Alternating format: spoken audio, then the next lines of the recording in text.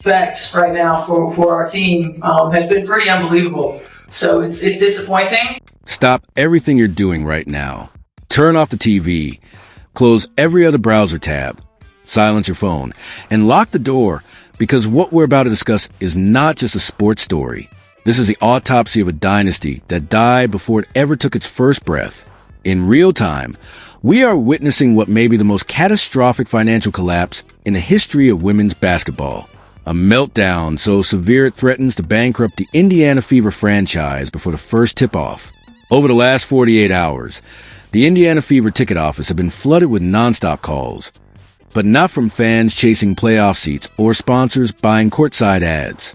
These are the bells of a funeral. Multiple sources inside Gamebridge Fieldhouse confirm a mass exodus is underway, with literally thousands of season ticket holders, the lifeblood of the organization, demanding refunds and canceling their seats outright. The waiting list the front office bragged about for 2 years hasn't merely shrunk. It has completely evaporated. The so-called Caitlin Clark economy that was supposed to save the league has instead slammed headers into a wall of fan resentment. Has been pretty unbelievable. So it's disappointing, that it doesn't go both ways, or it hasn't gone both ways.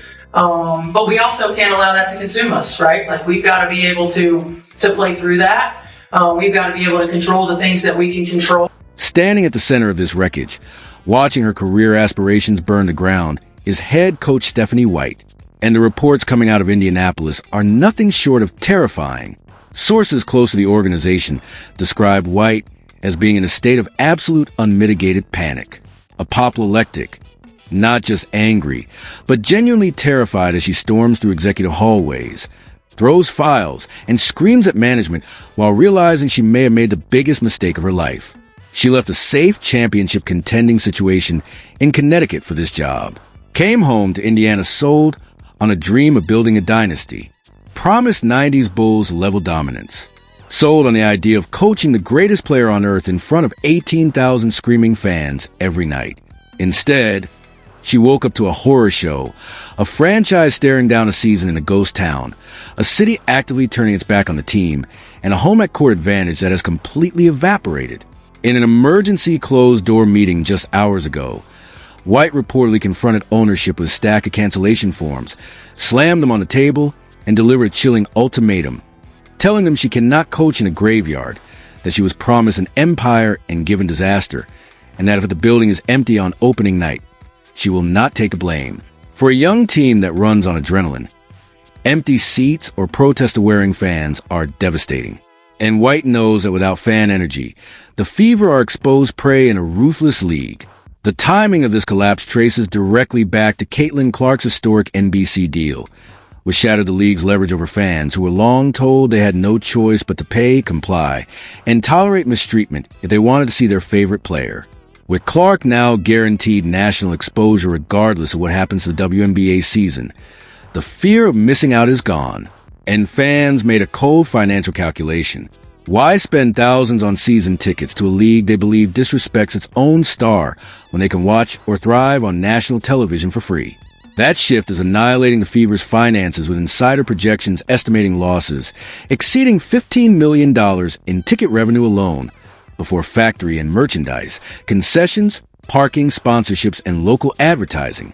Sponsors are already expressing concern, and ownership faces a possibility of pulling budgets, cutting perks, and transforming what was sold as a world-class operation into a stripped-down survival project.